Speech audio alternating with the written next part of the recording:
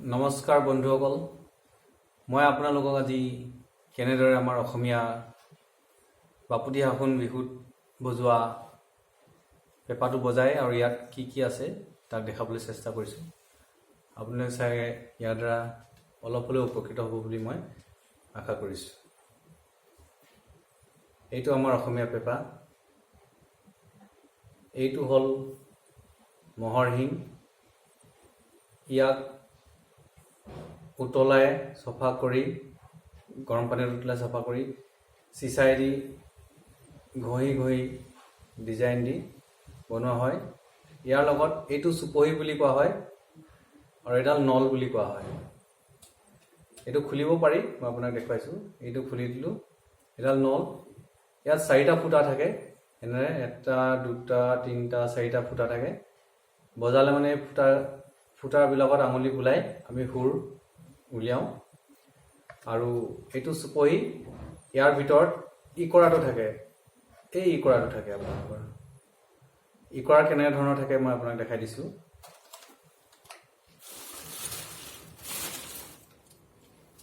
এইবিলাক আমাৰ ইকৰা,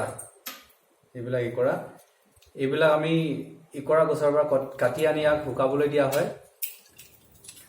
শুকোৱাৰ পিছতে ইয়াক এনেধৰণে টুকুৰা টুকুৰা কৰা হয়। এটা চাইডত এটা গাঁঠি থাকিলে খুব ভাল হয়, নহ'লে আপুনি কিবা এটা দি পিনে ঢিলা মাৰি গাঁঠি বনাই ল'ব পাৰি। এইটো এটা আছে ইকৰা। এনেধৰণে আপোনালোকে বিভিন্ন এনেকৈ ইকৰা টুকুৰা টুকুৰাই কাটি ল'ব পাৰে। যদি ইয়াত গাঁঠি থাকে খুবেই ভাল। ইয়াক অলপ পাতলকৈ ব্লেড বা কটাৰী সহায়েৰে পাতলকৈ চুচি পিনে অলপ পাতল কৰি ল'ব লাগে। তাৰপিছতে লাহেকৈ ব্লেডেদি ইয়াৰ জিভাখন এনেকৈ বনাই কাটিব লাগে। এইটো জিভাখন দেখিছে নহয়? এইটো ইয়াত আমি মুখত ফু দিলে মানে এটা আৱাজ ওলাব, শব্দ হ'ব। এই শব্দ হয়, এইটো ইকৰা। ক্ষমা কৰিব, এইবিলাক পৰি গৈছিলে, তুলি পিনে থৈ দিছোঁ। এতিয়া এই ইকৰাটো আমি এই নলডালত লগাওঁ। নলডালত লগাই আমি এবাৰ ফুকি চাওঁ শব্দটো ঠিকে আছেনে নাই। নিশ্চয় ঠিক আছে। এতিয়া এই নলডালৰ লগত ইকৰাডাল লাগি আছে। ইকৰাৰ ওপৰত আমি এই চুপহি ফুটা এটা আছে, আপোনালোকে নিশ্চয় দেখিছে। এই চুপহিটো ইয়াত আমি এনেকৈ লগাই দিওঁ। ইয়াত কিন্তু কোনো ফুটা নাথাকে, ইয়াৰ এইফালৰ পৰা কোনো বতাহ ওলাই যাব নোৱাৰে। গতিকে আমি যেতিয়া এইফালৰ পৰা ফু মাৰোঁ, তেতিয়া বতাহটো আপোনাৰ ইকৰাৰ মাজেদি গৈ এইফালেদি ওলাবলৈ চেষ্টা কৰে। মই দেখাই দিছোঁ এইটো। এতিয়া ইয়াক আমি মহৰশিঙৰ পেপাৰ, এইটো চব মহৰশিঙৰ পেপাৰটো। এইফালে এটা ফুটা থাকে, এই ফুটাটো এইফালে একদম হাৱাটো এইফালে ওলাব পাৰে বতাহখিনি। এইডাল পিতলৰ এটা লগাই লৈছোঁ, অলপ দেখিবলৈ ধুনীয়া হ'বৰ বাবে। এইডাল ইয়াত লগাই লওঁ। এতিয়া ইয়াত লগোৱাৰ পিছতে আমি বিহু যেনেকৈ মাৰোঁ তেনেকৈ আমি ইয়াক বজাব পাৰোঁ। আমি প্ৰথমে প্ৰণামো আই সৰস্বতী, এইটো আমি ইয়াত বজাব পাৰোঁ। তো মই আপোনালোকক এবাৰ বজাই দেখাইছোঁ। আপোনালোকে ইয়াৰ দ্বাৰা অলপ উপকৃত হ'ব বুলি মই ভাবিছোঁ।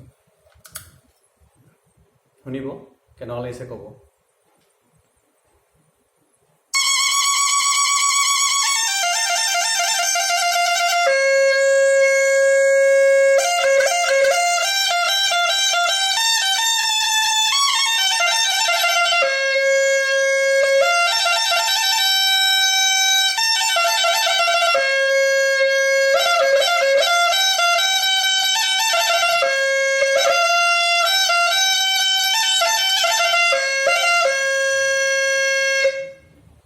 এনেকৈ যোজনা দিব পাৰে।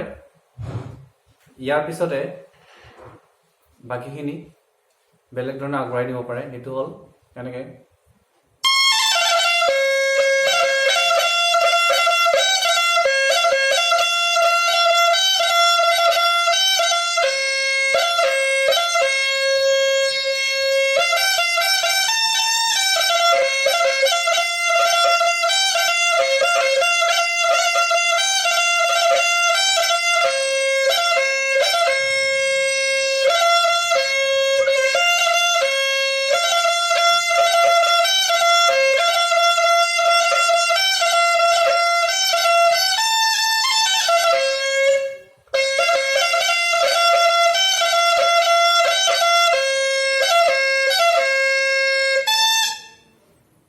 এনেদৰে আপোনালোকে সামৰণি মাৰিব পাৰে। ইয়াতে আপোনালোকে পেঁপা বজাওঁতে একে লেঠাৰিয়ে সুৰটো টানিব লাগে আৰু বহুতে এবাৰ উশাহটো লৈ পিনে ফুকিবলৈ চেষ্টা কৰে এনেকে, কিন্তু এটা সময় আহে য'ত আমাৰ উশাহটো শেষ হৈ যায়, আমি ফুকিব নোৱাৰোঁ। তেতিয়া আমি কি কৰিব লাগে, উশাহটো কেনেকৈ ল'ব লাগে, আমি মুখখন ফুলাই ল'ব লাগে। মই দেখাই দিছোঁ এনেকৈ চাওক।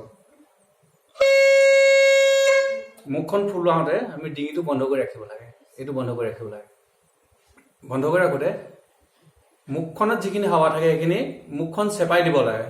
চপাই দিয়াৰ লগে লগে হাৱা বতাহখিনি ওলাই যাওঁতে তেতিয়া আপুনি নাকেৰে উশাহটো আকৌ লৈ পিনে পেটত বা আমাৰ লাংছত বতাহখিনি ভৰাই ল'ব লাগে। সেইখিনি আকৌ আমি ফুকিব পাৰোঁ। মই দেখাই দিছোঁ কেনেকৈ কৰে।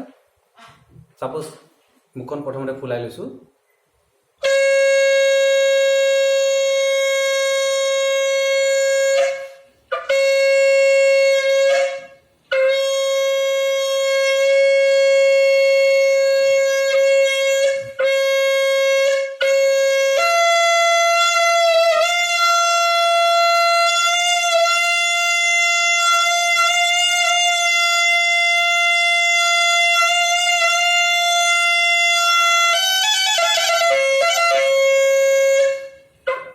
এইদৰে মুখখন যেতিয়া ফুলি থাকিব, ইয়াৰ হাৱাখিনি বতাহখিনি চেপি দিলে ইয়াত ওলাই থাকোঁতে মানে শব্দটো বন্ধ হৈ নাযায়, তেতিয়াই নাকেৰে বতাহটো লৈ ল'ব লাগে। তো ইয়াকে কৈ মই মোৰ ভিডিঅ'টো সামৰণি মাৰিব বিচাৰিছোঁ। আপোনালোকে ইয়াক চাই উপভোগ কৰিলে বুলি মই ভাবি লৈছোঁ।